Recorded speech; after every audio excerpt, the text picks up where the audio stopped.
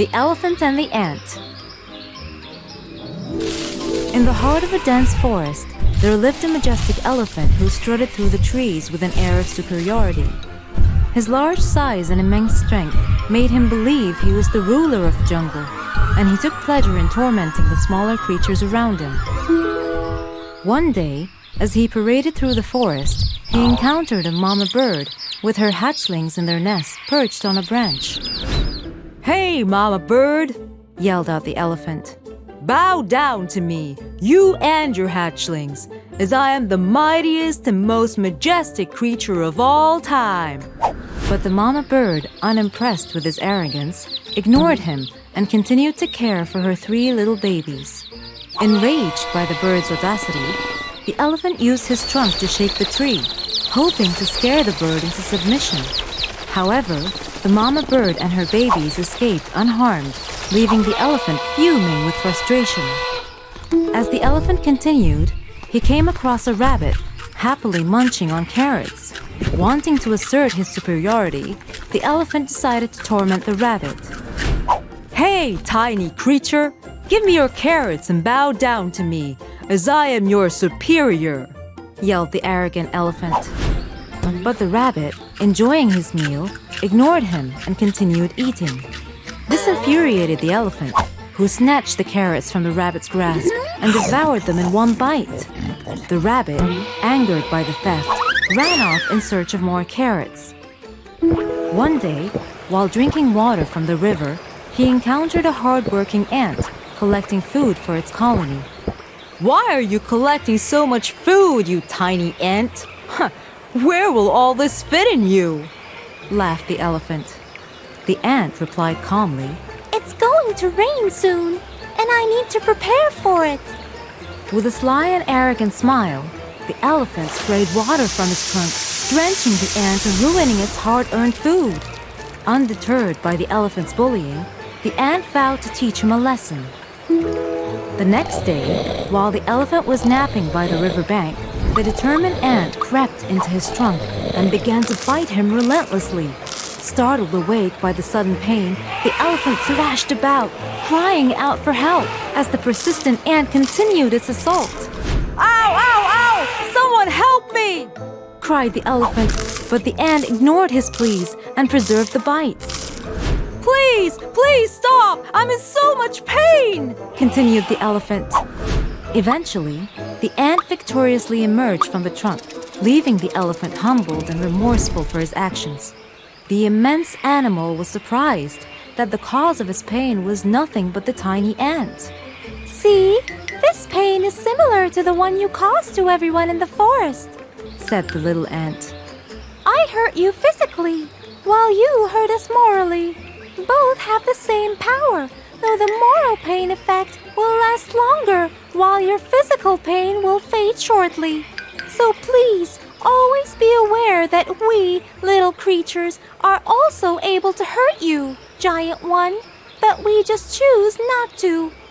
Realizing the gravity of his wrong behavior, the elephant apologized to the ant, promising never to trouble it or any other creature in the forest again. From that day forward, he used his strength to protect and assist his fellow animals, earning their respect and admiration.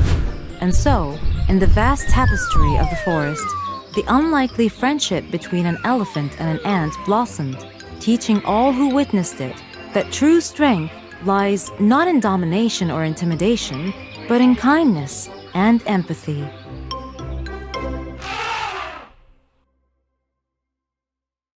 The Tortoise and the Hare. Once upon a time, there was a tortoise and a hare. The hare was very proud of his speed, and he liked to show off how fast he could run to everyone in the forest. The tortoise was slow but steady, and she always moved at her own pace. One day, the hare was making fun of the tortoise for being too slow. "Have you ever reached your destination?" he asked mockingly.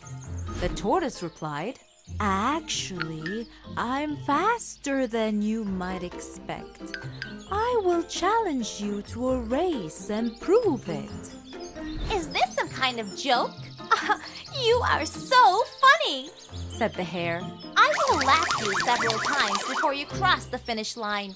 I have never lost a race," he bragged.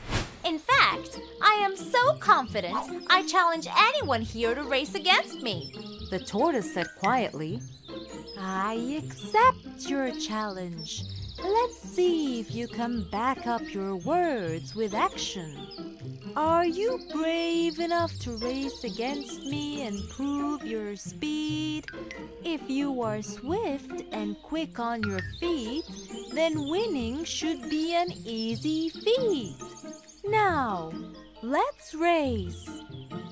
The hare thought it was hilarious to race against a slow-moving tortoise, and just for the sake of amusement, he agreed to the challenge. "Sure," replied the hare. "Then, let's proceed," announced the tortoise. "And the fox will have the final say on who wins."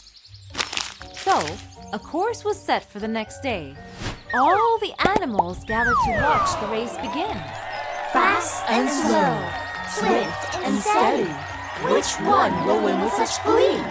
Only time will tell, so let's wait and see who will be the winner ultimately. With the fox serving as the judge, the distance had been marked, and with the wave of the flag, the runners were set in motion and the race started. The fast hare took off in a flash. He darted almost out of sight at once. The tortoise, who moved slowly and steadily, trailed behind the hare as he sprinted ahead. With the intention of humiliating the tortoise and emphasizing how absurd it was for her to even attempt to race against him, the hare lay down beside the course to take a nap and wait for the tortoise to catch up, demonstrating how far behind she was and how hopeless her efforts were in trying to keep up with him. "Why bother racing with me?" the hare taunted the tortoise. "I might as well eat dinner here waiting for you. At your pace, you won't arrive for a couple of days." The hare leisurely took a nap, but the tortoise was too far behind to hear the hare's taunts. Meanwhile, the tortoise continued on her way, not giving up, despite being far behind the hare. She kept moving towards the finish line without stopping. So, the little tortoise kept on inching down the road, and, at last, the slow walker reached the sleeping hare. He was in such deep sleep that he was unaware of the tortoise passing cautiously and carefully by him. After a while, he woke up from his nap, only to realize that he had overslept, and to find that the determined tortoise was already far ahead of him, nearing the finish line. The sleepy hare quickly started running, but he could not pass the tortoise in time. With her perseverance, the tortoise eventually crossed the finish line first, surprising everyone who was watching the race. The hare was shocked to see that the tortoise had won. He realized that he had been too proud of his speed and had underestimated the determination and perseverance of the tortoise. He understood that the race is not always to the swift. Slow and steady, yes, slow and steady is the one who claimed victory.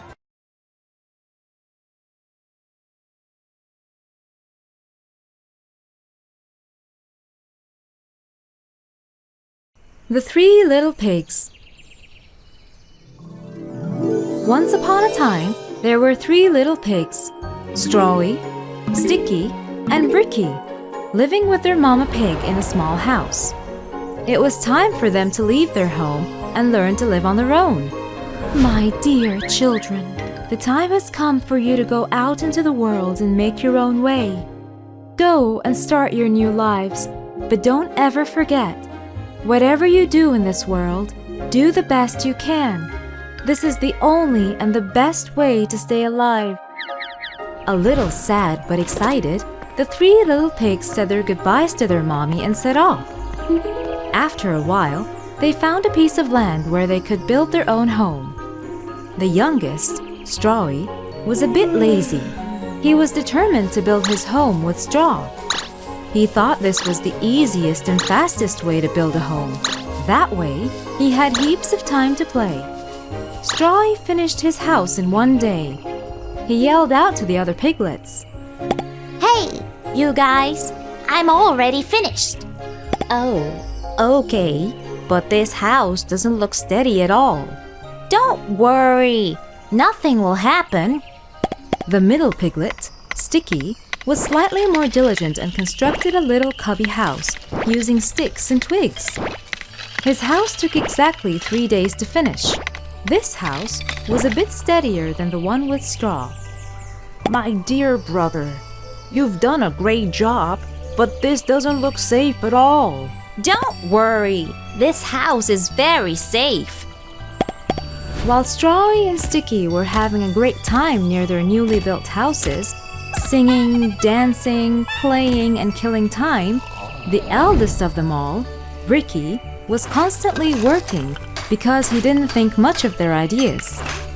He was the most diligent of the three and decided to build a sturdy house made of bricks. The other piglets laughed. They thought that his effort was useless. Why would you bother with this when you can quickly finish like we have? Bricky didn't bother listening to them and worked for 1 whole week and managed to finish his house made out of bricks and rocks. The brick house looked lovely and like it could withstand the strongest winds. A day later, a sly and cunning wolf named Wiley arrived near their home. He first stood in front of the house made of straw, and he smelled the pig inside. He thought the pig would make a mighty fine meal. Little pig, let me in, let me in. No, not by the hair on my chinny chin chin. Then Wiley, who was a very big, bad, and greedy wolf, showed his teeth and said, Then I'll huff, and I'll puff, and I'll blow your house down. You can't do anything to me. My house is steady enough. And so the wolf huffed, and he puffed, and he blew the house down in an instant. The wolf opened his jaws very wide and bit down as hard as he could. But with great effort, the first little pig barely escaped and ran away and went to Sticky's house to hide for safety. The hungry wolf continued down the lane, and he passed by the second house made of sticks. He smelled the pigs inside, and he thought about the fine dinner they would make. Little pigs, let me in, let me in. No, not by the hair on my chinny chin chin. Then I'll huff, and I'll puff, and I'll blow your house down. You can't do anything to me. My house is steady enough. The wolf huffed, and he puffed, and tried to blow the stick house down, but it took a bit more effort. Eventually, he succeeded. His big jaws clamped down on nothing but air, and the two pigs ran away and rushed to hide in Bricky's house, which was the sturdiest of them all. The starving wolf chased them and arrived at the third piglet's brick house, where he could smell all 3 of them inside. He knew that they would make a lovely feast. Little pigs, let me in, let me in. No, not by the hair on my chinny chin chin, said the third little pig confidently. Then I'll huff, and I'll puff, and I'll blow your house down. Don't you even try, you bad wolf. You cannot come in this house. Well, he huffed, and he puffed.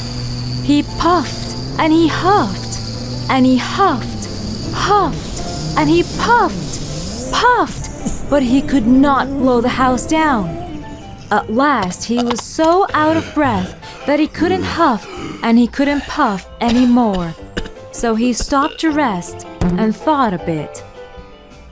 Finally, being exhausted, the wolf decided to try another way to go in.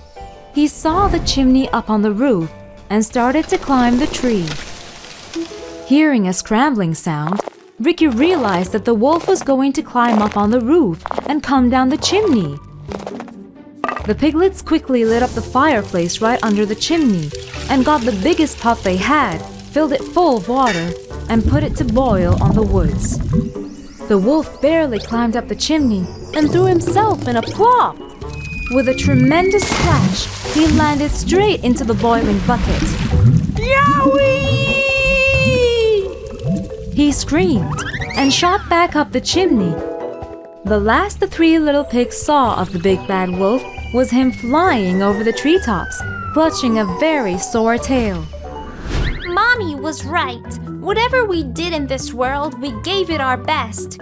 If you really work for something, it will be a success. From that day on, the two piglets were never lazy. They worked hard like their big brother and lived a happy and safe life in their strong brick houses. Gatito Mifu. Gatito Mifu was a lovely little cat living with her mom in a small house. Her white fur resembled pure snow. One day, her mom wanted to go to the market. She wanted to make sure her daughter would be safe and gave clear instructions before leaving. My sweet little girl, I will be back very soon.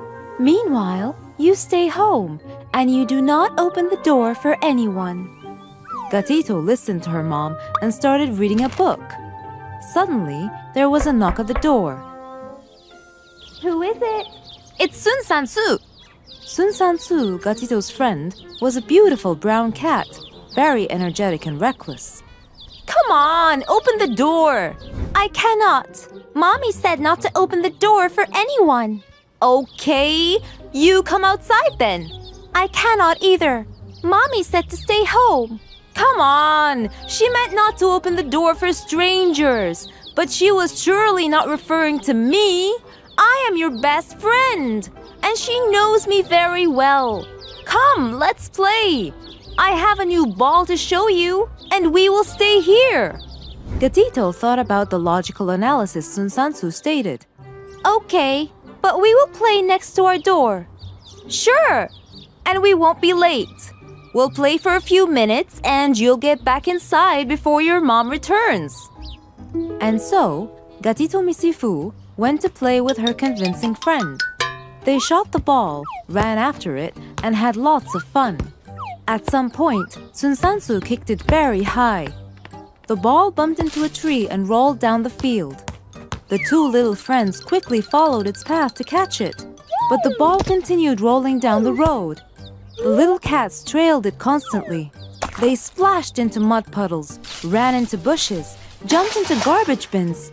Well, they surely did not notice the time spent nor the place they went. When the sky began to turn dark, signaling the approaching night, they looked around and realized they had no clue where they were anymore. Gatito panicked. Oh dear, what time is it?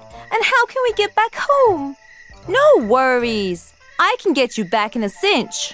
But Sun Sansu was completely unaware of their location. He started asking around. How can we go to Swift Road? No idea. Never heard of it. Oh, it's in a completely different region. They received different answers, but none could guide them home. They had difficulty retracing their steps. They struggled to remember the places they passed by. It was a long and difficult trip. When Gatito Mifu stepped on the threshold of her house, it was really dark and late. Her mother answered her knocking with a voice filled with tears. Who is it at this time? It's me, Gatito Mifu. Her mother quickly opened the door, desperately searching for her daughter, but then promptly shut it upon seeing her. Go away! You're a fraud! No, Mommy, it's Gatito, your little daughter. Not at all. My sweet little one has white fur and smells lovely. I don't know you. Go away. Gatito Mifu was left outside in the night. Tired and cold, she was trembling like a leaf. The wild voices around her and the freezing weather competed to make her shake more. She curled up around herself on a bench and remained vigilant to her surroundings.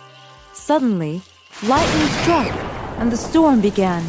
The rain fell in a downpour, and the little cat couldn't help herself from crying all night. In the early morning, her mother went out to check on news concerning her missing daughter at the police station. It was then that she saw Gatito on that bench. Luckily, with the storm over, the rain had washed her, and her original fur reappeared. Oh dear, I was crazy not knowing where you were.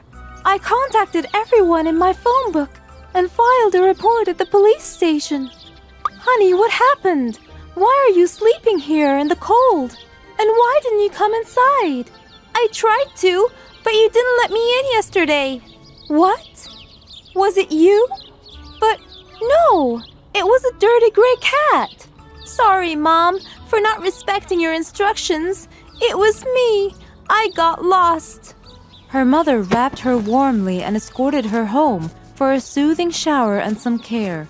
Mommy no longer needed to explain much to her daughter about why she should have followed the safety instructions. Gatito Mifu had fully grasped the importance of respecting adults' guidance, and henceforth she vowed never to defy her mama again.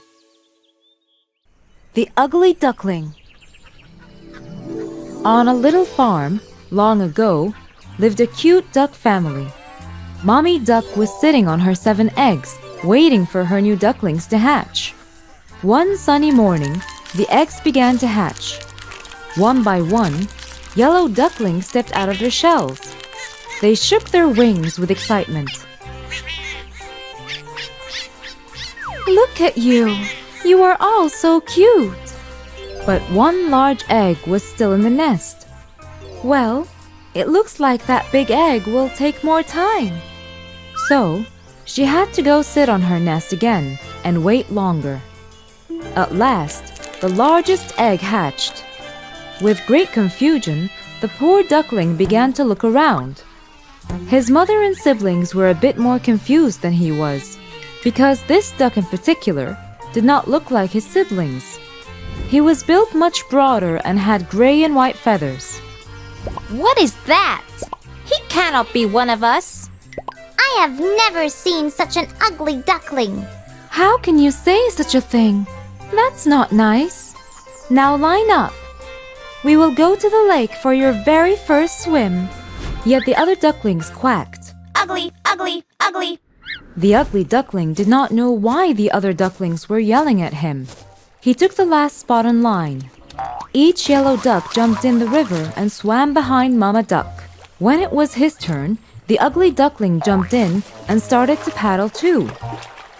He was a great swimmer. Later on, each time the ugly duckling tried to play with his brothers and sisters, they yelled, Go away. We will not play with you. You are ugly. Time was passing, and the ugly duckling was growing up to be different. All the animals on the farm were bullying him. Ugly duckling, ugly duckling, ugly duckling. Mother Duck, on the other hand, was doing her best to protect him. She couldn't bear to see that poor child so sad. But as the days passed, the poor ugly duckling was feeling worse. All night long he would silently cry. Just because I am ugly doesn't mean everyone has to be mean. No one wants to play with me or even talk to me. One day, one of the yellow ducklings said to the ugly duckling, You know what? You would do us all a big favor if you leave. Get out, get out, get out. They're right. I should go. That night, the ugly duckling flew over the farmyard fence and landed on the other side of the lake. There, he met 2 grown-up ducks. Can I please stay here for a while? I have nowhere else to go. What do we care? Just don't get in our way. Suddenly, a big hungry dog came chasing the 2 ducks. They quickly flew up in the air. The poor ugly duckling froze in fear. The dog sniffed and sniffed at the ugly duckling, then turned away. I am even too ugly for the big hungry dog. Ugly Duckling began to move along. Soon after, an empty lake appeared.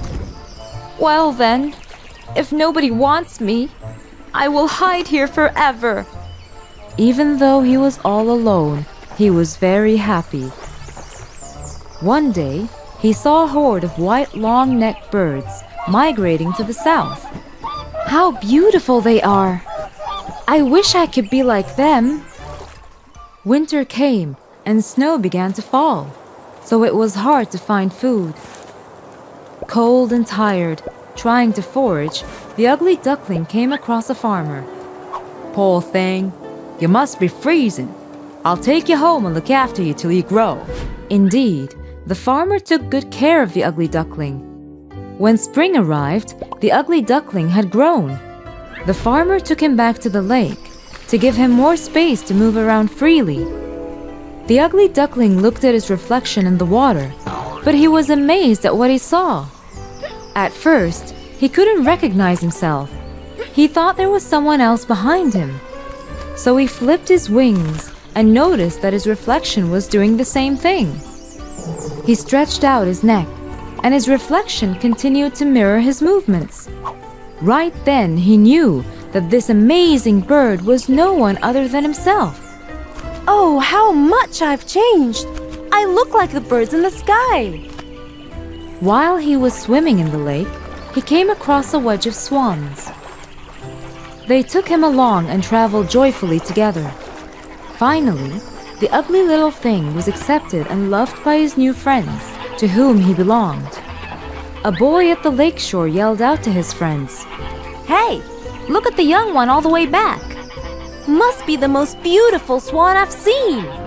The swan did not know how to react to so much praise. He felt shy. After being mocked for so long, he couldn't believe he was being appreciated and accepted. I've never dreamt someone would call me beautiful someday. I wish I had received the same affection when I was the little and ugly creature. I wouldn't have spent such a sad childhood. Why do people treat others according to their looks? That is so sad.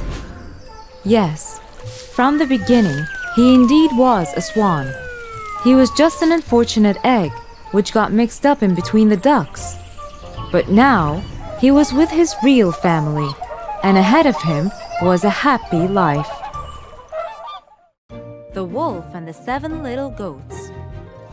Once upon a time, in a distant peaceful land, a mother goat and her 7 adorable children lived happily in a cozy cottage near the forest, where laughter and love filled the air. One day, the mother goat needed to fetch vegetables from town. Before leaving, she warned her kids about the big bad wolf lurking nearby. Dear children, I must go to town. Remember, never open the door to strangers, and beware of the big bad wolf. He won't spare you if he comes. The 7 little kids responded harmonically. Yes, Mother. With a warm hug, the mother goat departed. Meanwhile, the hungry wolf prowled around the cottage, drawn by the scent of the little goats. He approached and knocked on the door. Open up, my darlings. Mother is back. He growled in a rough voice, but the 7 little goats refused to open the door, recognizing the wolf's deceit. You are not our mother. Your voice is harsh, while hers is soft and sweet. Disheartened, the wolf searched for a solution. He spotted a house with helium balloons nearby, and an idea struck him. Inhaling helium, he returned to the cottage and knocked again. Open the door, my sweet ones. Mother has returned. This time, the youngest goat checked under the door and remained unconvinced. You're still not our mommy. Your feet are dark, while hers are white.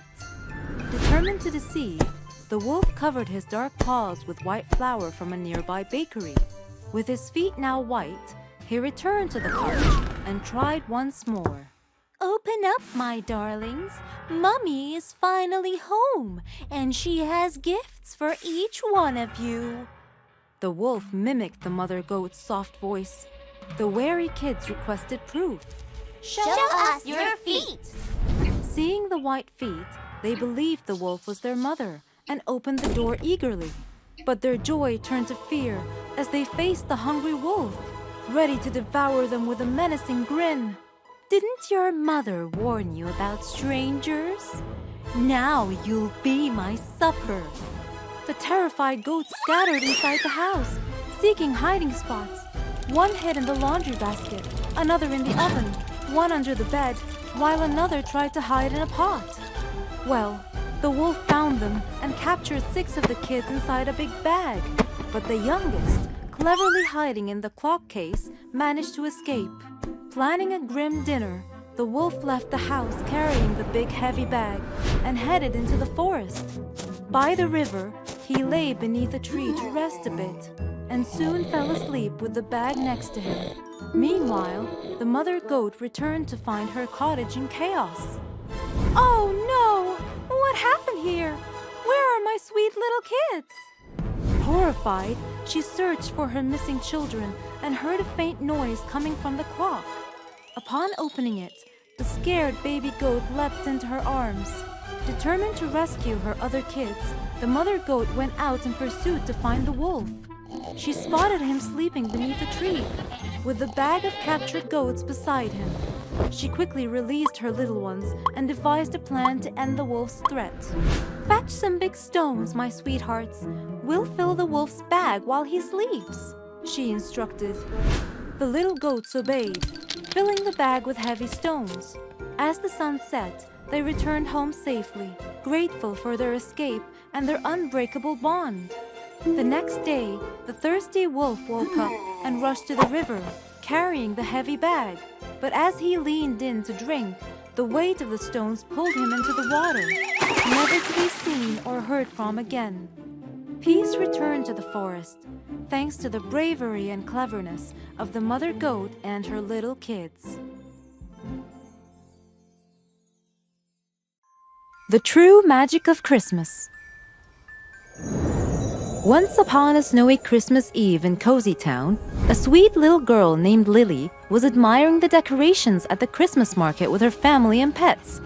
Rufus, the adventurous beagle, known for his love of digging up surprises.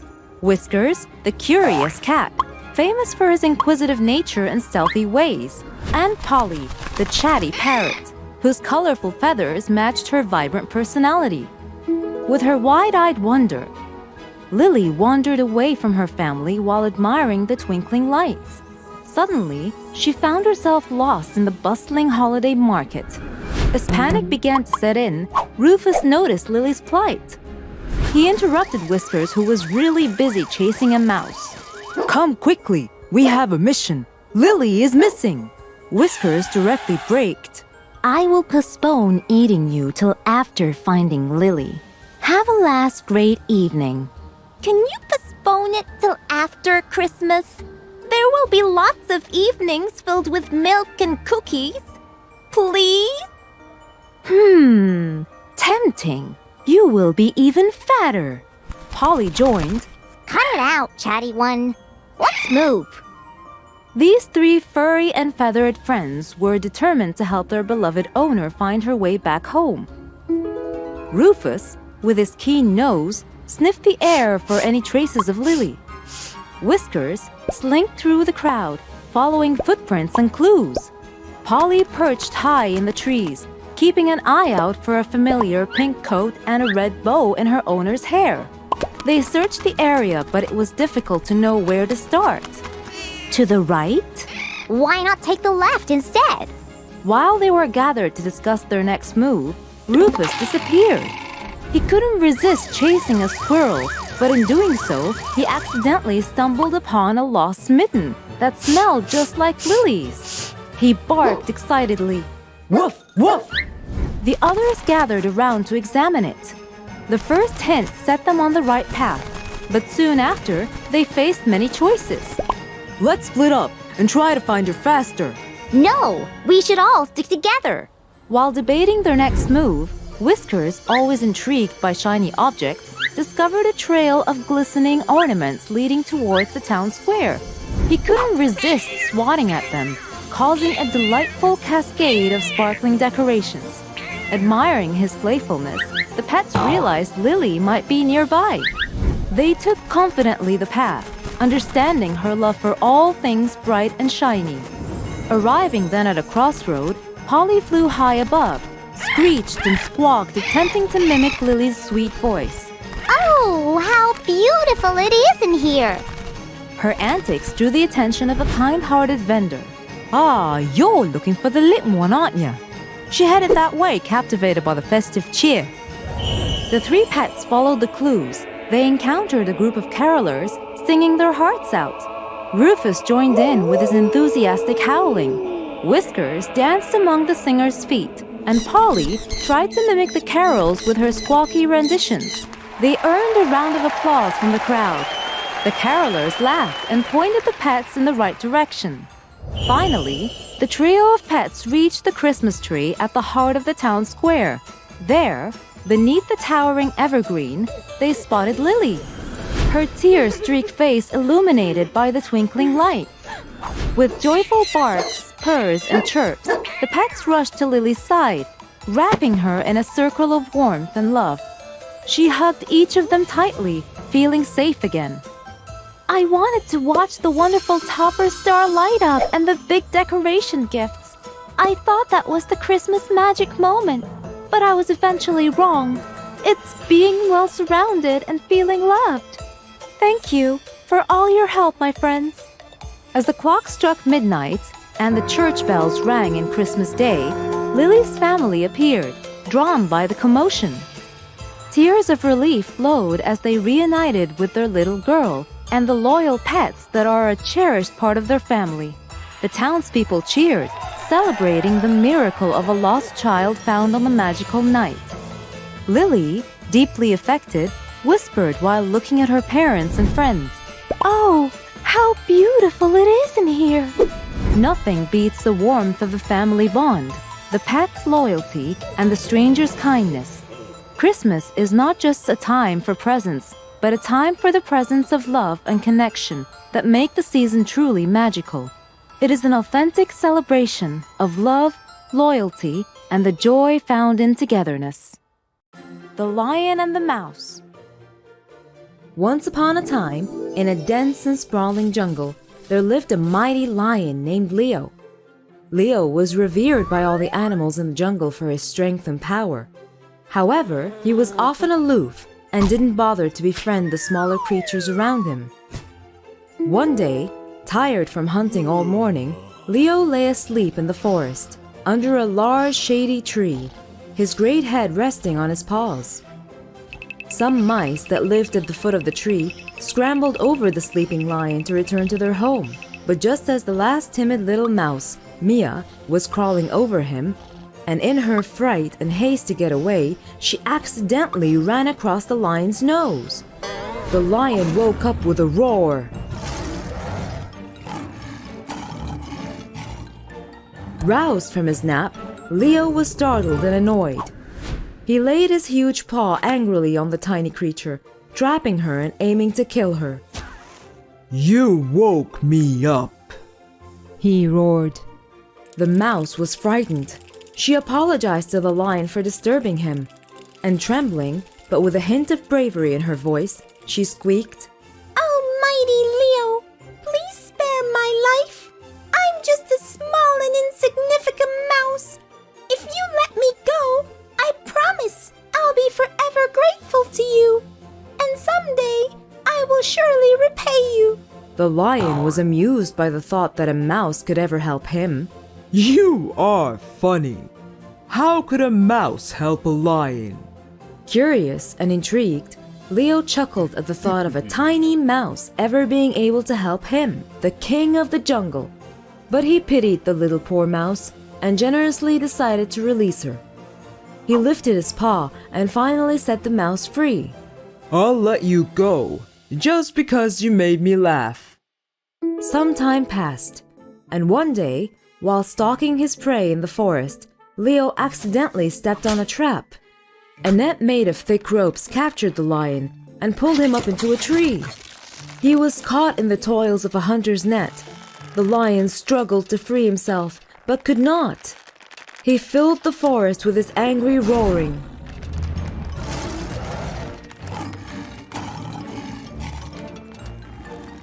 Several animals ran to help the lion. They struggled to break him free, but only ended up making him entangled further and further. It seemed like there was no escape.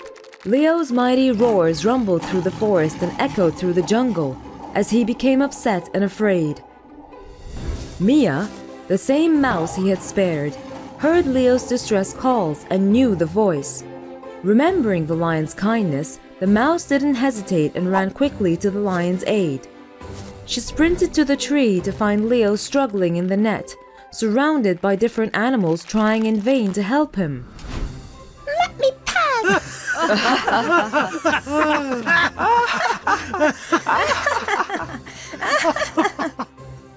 If we couldn't help, how will you be able to do so, small little thing? Mia ignored all the comments and climbed up to the trap. With her sharp little mouse teeth, she gnawed at the great ropes of the net that bound Leo. Tirelessly working, she continued chewing the thick ropes, bit by bit, until Leo was finally free. You laughed when I said I would repay you. Now you see that even a mouse can help a lion. Leo was astonished and profoundly grateful to the little mouse who had once been at his mercy.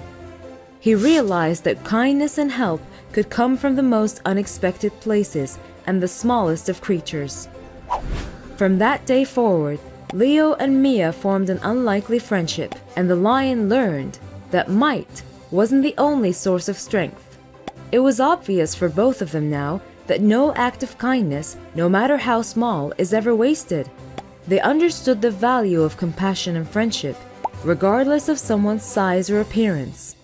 Good deeds are always rewarded.